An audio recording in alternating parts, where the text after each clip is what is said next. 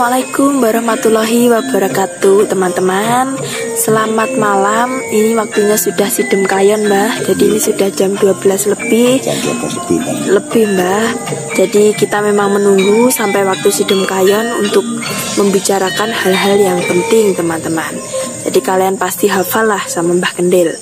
Tapi sebelum lanjut ke video berikutnya, teman-teman, saya berterima kasih atas dukungan teman-teman yang sudah subscribe channel ini, yang sudah mendukung kami sampai detik ini.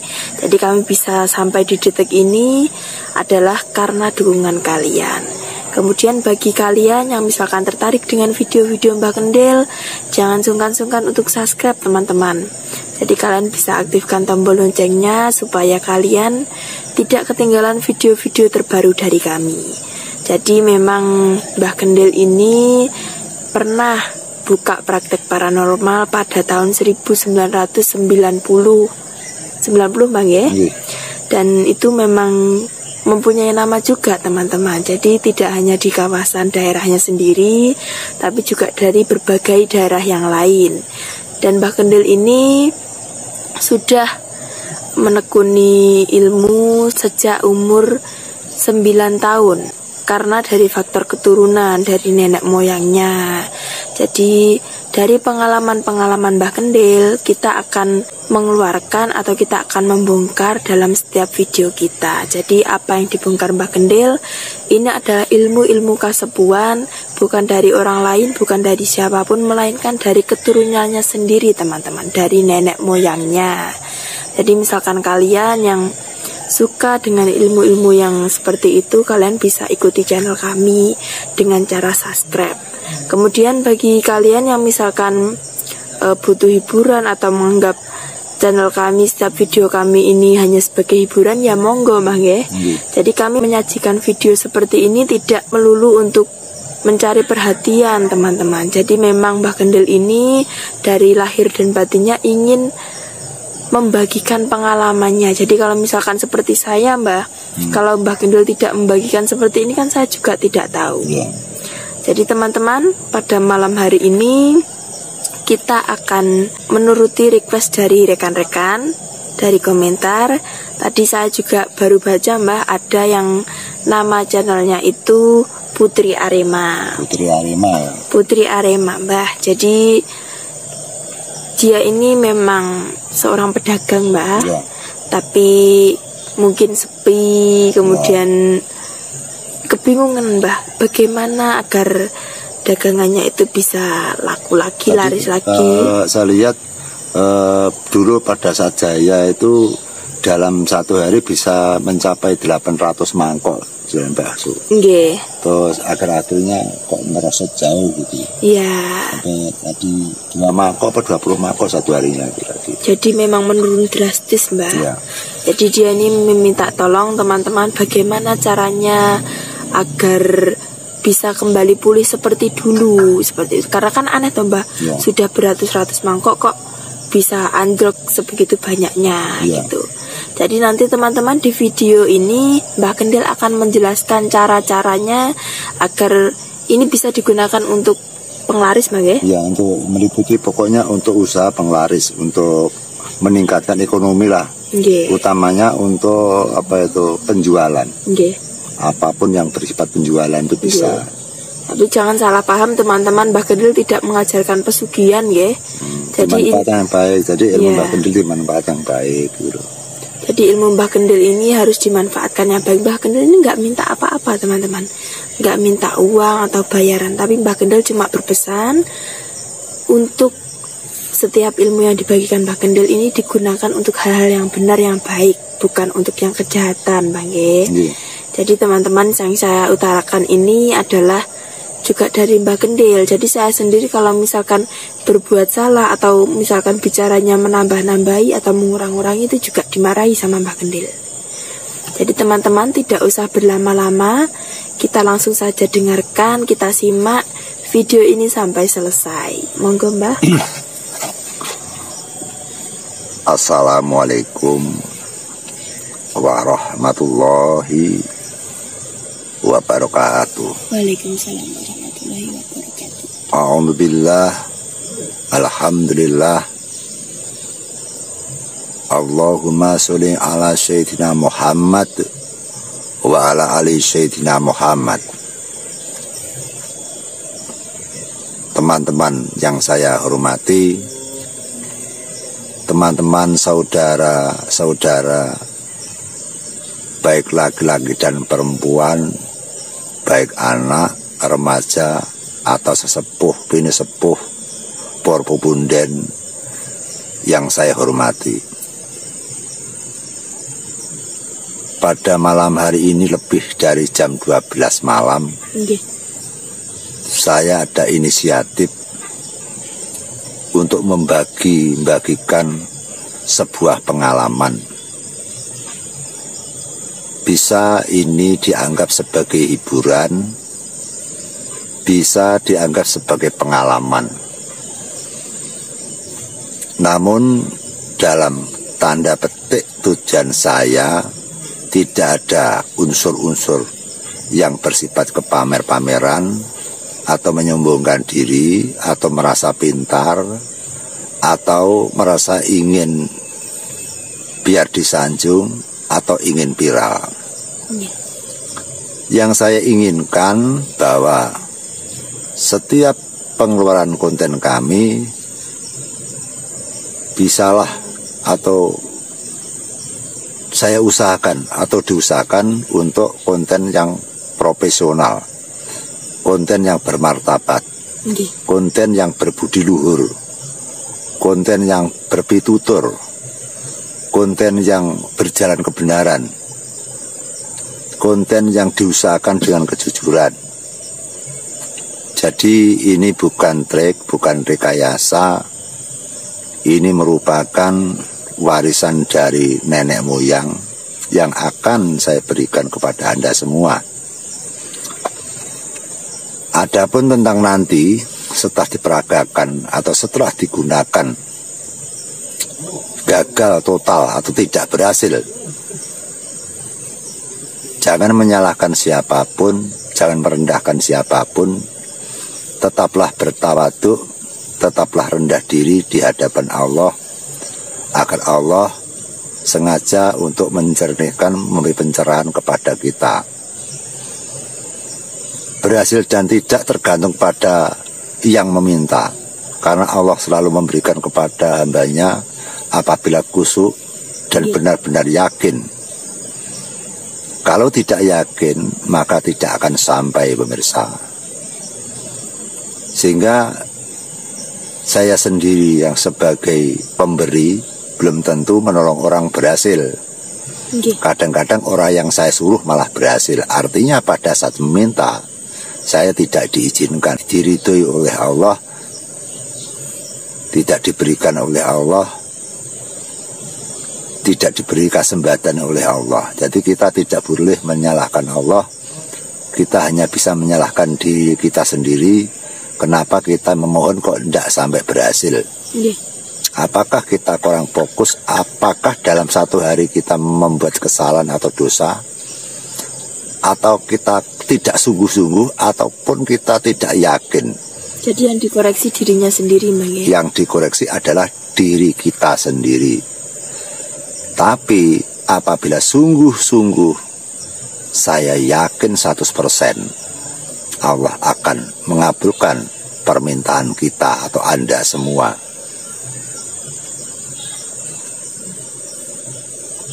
Nanti yang saya berikan kepada Anda semua bukan mantra, bukan japa, adalah raja. Dari guru saya tidak perlu mengerti atau membaca raja. Karena tidak bisa membaca raja, karena tidak bisa mengartikan raja itu sendiri, maka ada dendo nirmolo atau ada kesalahan atau ada kutukan yang nantinya akan menyengsarakan kita. Tapi bagi orang-orang yang tahu makna huruf atau tulisan tersebut, maka diperbolehkan untuk membaca dan diperbolehkan untuk menjabarkan. Menjabarkan kalau bukan ahlinya, bukan bidangnya, nanti akan salah kaedahan, salah tujuan yang akan menyesatkan, yang akan membuat salah pada hasil raja tersebut. Sehingga nanti akan saya buatkan raja, yang penting diterapkan saja. Tentang nanti artinya raja, nanti bisa 4 mata dengan saya. Jadi kalau di media elektronik ya, media sosial kita tidak sopan, kita tidak pantas, kita tidak etis kalau menerangkan atau mengijrah atau nyonteng, bahasanya Jawa nyonteng itu, atau ngudal kaweruh, itu kurang pas. Kita beri saja inti tujuannya, bahwa teman kami yang pakai nama Mbak Putri Arema, dia jual bakso yang dulunya 800 tinggal 2 mangkok dalam 1 hari. Itu sangat tragis sekali. Katanya ada sesuatu hal di dalam rumahnya yang nampaknya diganggu orang. Kita tidak perlu tahu siapa yang mengganggu, kita tidak perlu kita mau reaksi itu diganggu atau tidak. Yang intinya kita hanya memohon kepada Allah Subhanahu wa ta'ala. Mbah Gendil tidak punya apa-apa. Mbah Gendil hanya punya cara untuk memohon. Mbah Gendil juga merasa sama sekali tidak punya keampuhan apapun. Mbah Gendil hanya punya cara untuk berdoa, cara untuk manuwun. Raja yang saya berikan kepada Anda belum sampai 1 bulan. Itu pernah saya sajikan kepada orang. Iya. Pada waktu malam ya Mbak, ada telepon. Ya itu saya tahu sendiri Mbak. Ya itu dari mantu saya. Pak, ada orang susah jual truk, tidak laku-laku, minta tolong pada Bapak. Katanya dia dijarai orang juga. Ya, kemudian saya, dah gini aja, gak usah datang sini. Ini saya kasih raja, setelah ini saya kirimkan, terus kamu bikin duplikat, bikin kertas, tulis saja seperti ini, lipat 4 kali, tancapkan di truk itu, dipaku di truk 3 kali, dan bilang besok pagi berhasil. Itu aja dah. Terus sama mantu saya, hasil dari kiriman apa itu Pak, WA kemarin. Kiriman WA dibuka, terus ditirukan. Raja itu hanya ditirukan saja. Jadi mantu saya tidak membaca mantra apapun, terus diberikan kepada yang punya truk Mbak ya, yang ingin menjual truk. Ini rajanya seperti ini. Justru malah yang nulis rajanya, malah justru yang jual truk itu sendiri. Dia nulis sendiri, diterapkan, dilipat 4 kali, tancapkan di badannya truk, paku 3 kali, dok, Allah, Allah, Allah. Kemudian besok laku truk ini. Alhamdulillah jam 7 ada orang datang, langsung jadi di DP. Langsung di DP. Sorenya langsung dibayar. Seperti itulah teman-teman. Jadi semua itu tergantung kepada keyakinan Anda. Jadi saya mohon, saya berniat baik untuk membagi-bagikan pengalaman saya. Jangan sampai ada persepsi yang lain. Jangan salah paham. Yang pertama, yang kedua, pakailah ilmu-ilmu dari saya untuk berbuat baik. Kalau saya membuatkan ilmu baik, saya berikan dengan baik-baik, nanti hasilnya pasti baik. Kalau hasilnya baik, nanti saya juga mendapat ganjaran yang baik. Jadi tetap saya untung. Untung saya apa? Mendapat pahala dari Sang Pencipta Allah Subhanahu wa ta'ala. Jadi Anda untung, saya pun juga untung.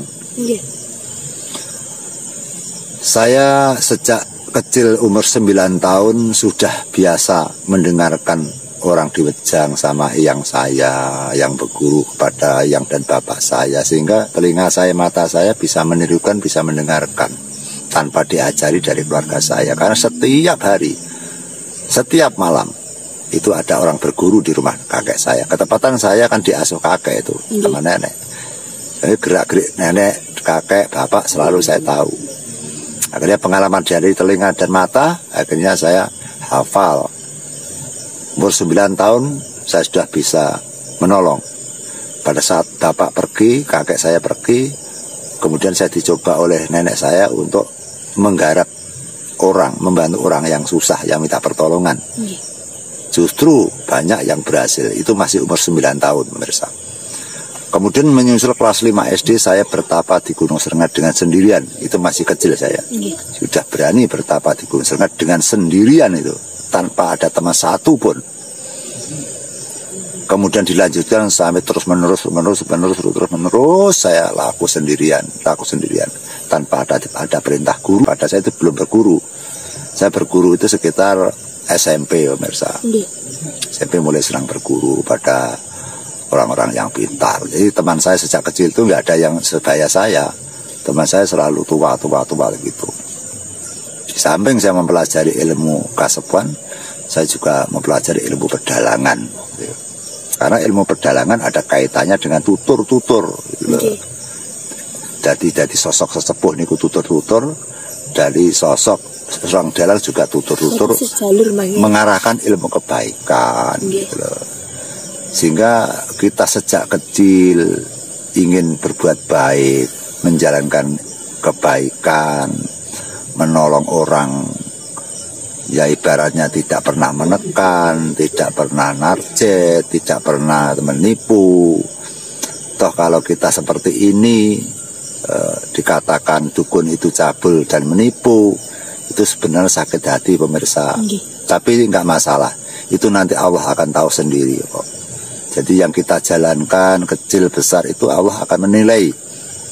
Sekecil apapun yang kita jalankan dengan kebaikan, maka dinilai Allah dengan kebaikan walaupun kecil. Sebaliknya kalau kita melakukan keburukan sekecil apapun, tetap dinilai oleh Allah, dicatat oleh Allah. Itu yang perlu kita tandaskan pemirsa. Maka kita hati-hati dalam berbicara, hati-hati dalam kita melangkah setiap harinya. Sehingga atas orang-orang yang benci kepada sesepuh, semoga nanti juga menghormati kepada sesepuh. Memangnya karena banyak oknum-oknum dukun yang tidak bertanggung jawab, yang melecehkan namanya dukun sendiri, akhirnya menipu pasien pakai trik rekayasa, ilmu sulap dipakai untuk dukun, kemudian menipu pasien. Itu yang hancur adalah nama dukun sendiri, gitu loh. Dukun yang asli, gitu loh. Dukun itu apa toh? Dukun itu adalah orang yang mencintai Tuhannya. Jadi dukun itu bukan penyembuh, dukun itu bukan merupakan penolong sebenarnya. Dukun itu orang yang mempelajari ilmu sangkan paraning dumadi sastra jendro ayu ningrat pangrupating diyu. Jadi lek islame ilahi minallah fa'afiru minallah innalillahi wa inna ilaihi rajiun. Jadi ilahi minallah fa'afiru minallah innalillahi wa inna ilaihi rajiun. Jadi manusia berasal dari Allah, maka suatu saat nanti akan kembali kepada Allah. Itu dharmanya pini sepuh, dharmanya sesepuh, dharmanya dukun. Nah, adapun sampingan atau cabang-cabangnya menolong orang. Jadi tujuan pertama kali ngabdi marang pangeran gitu loh. Nomor satu adalah berbakti kepada Allah. Adapun menolong orang, diberikan uang sama pasien, itu sambil lalu atau cabang atau rantingnya. Tujuannya bukan itu pemirsa. Jadi kalau kita di media pansos dikatakan dukun itu adalah pekerjaannya mengobati orang, itu salah gitu loh. Mengobati orang itu ada sendiri. Di kerajaan itu ada yang namanya penasihat, ada brahmana, ada begawan, ada resi, ada cekel, ada pujonggo, ada pendeta, biku, brahmacari, macamnya banyak di kerajaan itu. Jadi tidak hanya satu dukun, itu bukan. Dukun ini adalah seseorang yang mempelajari tentang kepangeranan. Adapun ada orang yang menjadi dukun tidak mempelajari kepangeranan, itu sudah menyalahi aturan itu loh. Nah, bagaimana kalau ada dukun-dukun yang menolong orang, mengobati orang? Itu sempalan dharma. Sempalan dari dharma itu laku. Jadi itu menjalankan perilaku untuk menolong orang karepe ben entuk pahala gitu loh. Larinya ke situ. Jadi menolong orang ben entuk pahala, entuk ganjaran. Lah ganjarane, pahalane kena bisa ngombe iso lek mati, kena bisa ngombe iso dipanggil dening Allah. Percaya dan tidak percaya bahwa orang meninggal itu sakit, orang dicabut nyawanya itu sakit. Setelah itu raga dan sukma pisah, hanya rasa pangrasa rasa sejati kang bebarengan karo sang sukma. Lumaku marang dalan kegelapan, dalan sing peteng dedet.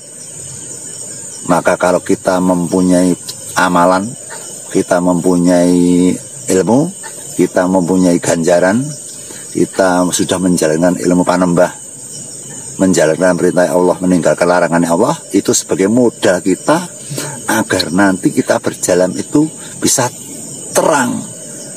Kalau kita ilmunya baik, amalnya banyak, itu jalan itu terang dengan sendirinya. Bukan mendapat cahaya dari lain, cahaya kita sendiri akan menerangi jalan itu. Sing madangi sapa? Sing madangi ya lakune dhewe sing apik kuwi.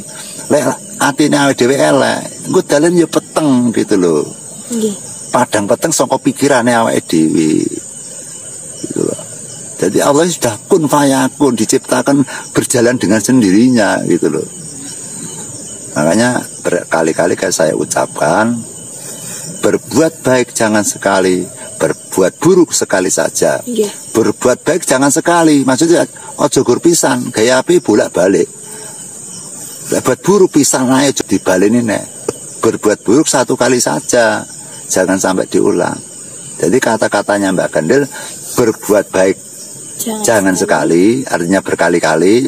Berbuat buruk sekali saja, itu mutunya begitu. Mari kita berlomba-lomba untuk mencari kebaikan, pemirsa. Penjenengan golek kebaikan, kula nggih golek kebaikan, Anda mencari kebaikan dan kebenaran dan kejujuran, saya juga demikian. Adapun setiap manusia punya kesalahan, punya lupa, punya khilaf dan punya dosa, itu wajar.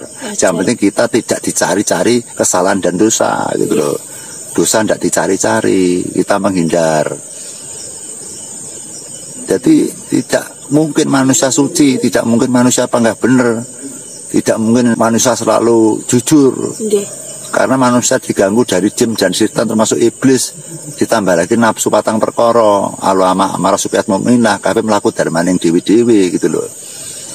Makanya kita sulit untuk mencari kebenaran, sulit mencari kejujuran karena ada penggodanya yang ada di dalam tubuh kita, ditambah lagi dengan penggoda dari pihak lain seperti jin, setan dan iblis. Jadi musuh kita itu di dalam hati atau di dalam tubuh kita sudah ada yang namanya nafsu patang perkara. Di pihak yang lain itu ada lagi yang namanya iblis yang mengganggu kita masuk dalam hati kita gitu loh. Iblis bekerja lewat sangka nafsu, sangka hati lan ucapan lan pikiran. Jadi iblis kerjanya ganggu pikiran, aku ucapan karo ganggu konco ndriya. Nggih. Konco ndriya diganggu karo si iblis. Sosok ucapan sing salah, pikiran sing salah, hati ini seragat, itu kerjanya iblis. Tapi kalau kita selalu berbuat baik, kita wirid kepada Allah, kita sambat kepada Allah, kita kumpul-kumpul orang yang soleh, insya Allah upama dhewe ki salah ki gak nemen-nemen gitu loh. Diingatkan. Ya, kalau tahu misalnya ada gerombolan orang-orang yang jauh dengan Allah, kita tidak boleh membenci gitu. Kowe ora tahu salat, kowe ora tahu ibadah, tidak perlu bilang seperti itu gitu loh. Diam aja, nanti sudah diketuk sama Allah itu. Jadi kita cara ngelek nih wong nggak perlu keras-keras. Kalau orang sadar buat disenen ora bakal eling. Eling lan ora gumantune awake dhewe-dhewe gitu loh. Tapi kita berhak mencontohi. Kita mencontohi saja, dia nanti karena akan ikut kita gitu loh. Dan perlu diingat bahwa hidup itu tidak lama. Betul yang dikatakan oleh Pak Kusnan, yaitu yang naik siluman macan itu. Betul itu. Jadi hidup itu tidak lama.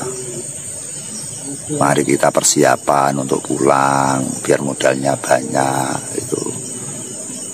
Kita harus berhati-hati dalam ucapan, tingkah laku kita itu.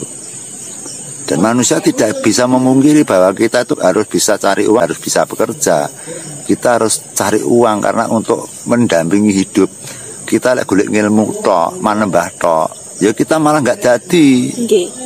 Bojone, anake, keluargane, awake dhewe iki mangan apa gitu loh. Jadi kerja itu penting, tapi kerja itu hanya selingan untuk hidup. Yang penting ada suatu saat nanti kita dijabut nyawanya kita, jangan sampai besok menyesal. Kadung ora golek ngilmu kebaikan, kadung ora golek ngilmu agama, kadung ora golek kapruh Jawa, kadung ora golek kasepuan, ora mempelajari sangkan paran, tiba-tiba nyawanya diambil, tidak punya modal, tidak punya sangu, getun. Atokno aku mbiyen nglakoni ibadah, atokno aku mbiyen nglakoni apik, atokno aku mbiyen ning donya iki berbuat baik sak oke-oke. Ning kene aku ora duwe sangu apa-apa, kaya nyawang kancaku kae sangune akeh. Kaya nyawang kancaku hidupe nikmat, kaya nyawang kae perjalanane lancar. Kaya nyawang kancaku kaya nampa kegelapan, kaya nyawang kancaku kaya kok terang banget. Kaya mergo nek dunyane. Jadi apa yang kita jalankan di dunia ini nanti fotokopinya nanti hasilnya di alam akhirat, pemirsa. Itu percaya dan tidak percaya gitu. Lek nek dunyane ngamale apik, lakone apik, yakin di alam akhirat nanti mesti oleh biji apik gitu loh. Lek nek kene bijine wis elek, nek kono jadi elek gitu, pemirsa. Jadi cara wong nakal ya aja banget, cara wong brusal ya aja banget, cara ngelokne wong ya aja banget. Tetap kita menilai bahwa awake dhewe pomo dilokne wong rasane piye, awake dhewe pomo disakiti wong rasane piye. Lek ora gelem dituthuk ya aja nuthuk, ora gelem dijiwit aja jiwit. Kalau tidak mau disakiti jangan menyakiti orang gitu loh. Bahkan daripada kita menyakiti orang, biar orang itu menyakiti kita malah. Karena orang yang tersakiti dari pihak orang lain nanti akan lebih besar aura kita, akan lebih agung kewibawaan kita gitu. Karena benar dan salah itu bukan di tangannya manusia, tapi di tangannya Allah. Apalagi tentang surga dan neraka itu tidak boleh kita ucapkan. Maksudnya tidak boleh ngarani surga dan neraka. Besok neraka menghakimi, Mbak. Ya, besok swarga. Yang punya hak kuasa surga dan neraka itu bukan manusia. Manusia sebumi ini, manusia sejagat raya ini tidak punya kuasa untuk menentukan surga dan neraka. Sekarang banyak orang yang salah, banyak orang salah persepsi. Belum seberapa ilmunya sudah mengatakan kamu besok neraka, kamu besok surga. Surga itu miliknya siapa? Kok berani-berani menghakimi? Kita yang bicara seperti ini besok neraka juga bisa kok. Bisa. Misalkan saya setiap hari mengatakan pitutur, tapi ternyata Allah menggariskan kamu nanti neraka. Mbak Gendil harus nyemplung neraka. Karena apa? Mbak Gendil salahnya gini. Bisa. Saya nyemplung neraka itu bisa. Itu kuasanya Allah. Allah akan menciptakan saya menjadi penghuni neraka kan ya boleh saja. Jadi nggak boleh neraka dan surga itu misalkan dijaminkan orang. Itu urusannya Allah, urusannya Tuhan. Makanya di dunia ini jagat semakin ramai, maka kita untuk berjalan yang benar saja susah. Kerja saja itu kalau kita jujur terus ya kita justru makan saja sulit, pemirsa. Kerja itu kalau jujur makan sulit itu. Tapi kalau kita kerja nanti campur dengan pekerjaan yang tidak halal, ya kita nanti keluarganya ya akan hancur. Di samping kita nanti akan berdosa gitu loh. Makanya dengan adanya tersebut, saya dulu sudah mempelajari ilmu. Barangkali pada malam hari ini bisa saya bagikan. Barangkali ada manfaatnya, ada gunanya. Kalau nanti diterapkan tidak ada hasil, diterapkan tidak berhasil, ya jangan menyalahkan saya. Yang penting doa saya semoga nanti bermanfaat apa yang saya berikan. Gitu loh pemirsa. Jadi saya tidak punya harapan apapun. Saya hanya mengharapkan pemberian saya yang bersifat pengalaman apapun itu ada fungsi, ada kaidah. Misalkan pada saat di channel ini kok tidak punya tujuan, tidak menarik dengan apa yang saya ucapkan, ya nggak masalah, tonton saja. Sebagai hiburan gitu aja. Anggap saja hiburan aja. Kalau mungkin nggak suka ya pindah channel lain aja. Melihat konten-konten yang selain milik kita nggak masalah. Saya hanya mencari teman-teman di konten yang satu arah, artinya yang sepaham dengan saya. Mari kita berbuat baik bersama-sama teman. Mari kita berbuat baik kepada siapapun teman-teman. Mari kita berjuang demi masa depan, teman-teman. Di samping kita hidup mencari uang, masih ada lagi tujuan kita mencari modal untuk di alam akhirat nanti. Karena saya pernah bermimpi, pemirsa. Saya pernah bermimpi mati di kuburan. Kemudian saya tahu dengan jasad saya. Terus setelah di alam situ saya susah sekali. Pada mimpi saya susah. Bangun dari mimpi saya menangis, pemirsa. Ini bukan rekayasa, sungguh ini waktu malam. Kalau saya bicara saya menipu, biar saya nanti dikutuk oleh Allah itu. Betul. Jadi setelah bermimpi saya menangis berjam-jam, tidak pernah berhenti itu. Akhirnya saya pakai sholat tahajud, hilang itu. Seperti aneh itu. Artinya di dalam impian itu ada sesuatu yang saya petik, pemirsa. Yang saya petik secara lahir, kita takut bahwa nanti pada saat mati bagaimana kalau kita tidak punya sangu, itu jelas. Selain itu ada sesuatu yang sangat penting, dan sesuatu itu benar saya buktikan berkali-kali tidak pernah meleset, pemirsa. Tidak pernah meleset. Itu saya rahasiakan, nantilah Anda bertemu saya cerita nih nanti. Ini pemberian lewat roh atau ilmu yang sama Allah diberikan lewat mimpi, pemirsa. Dan sangat berbahaya ilmu ini. Apa yang saya ucapkan saya pertanggungjawabkan. Nanti kalau Anda ini tidak percaya, ke rumah saya.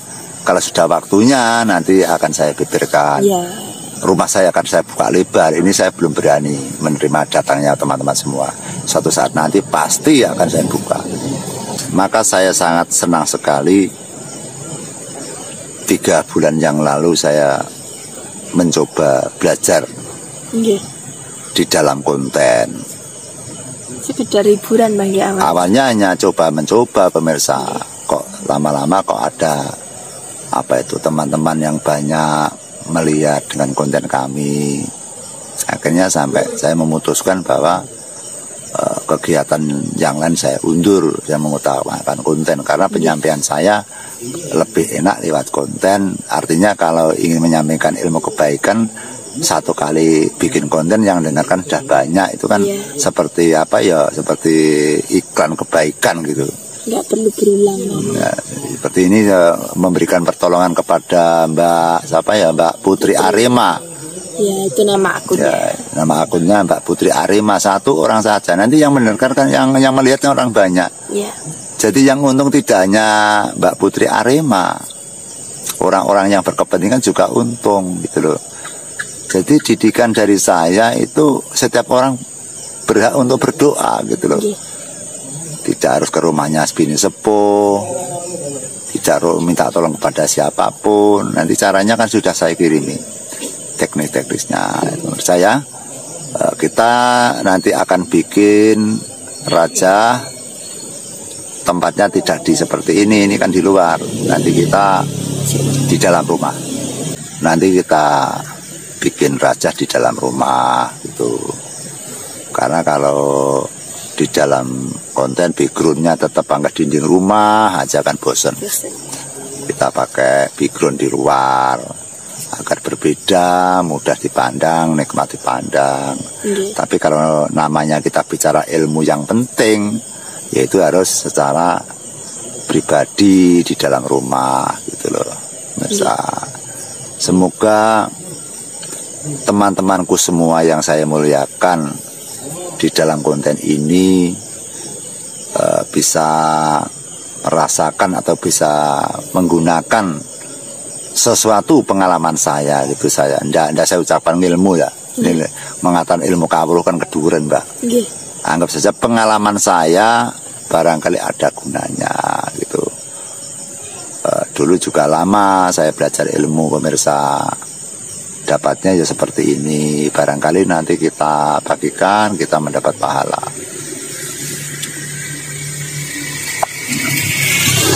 Semoga konten ini bermanfaat.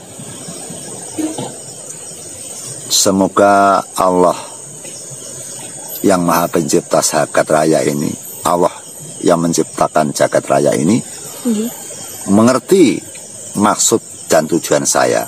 Amin. Saya lebih senang dinilai oleh Allah daripada dinilai oleh manusia di muka bumi. Okay.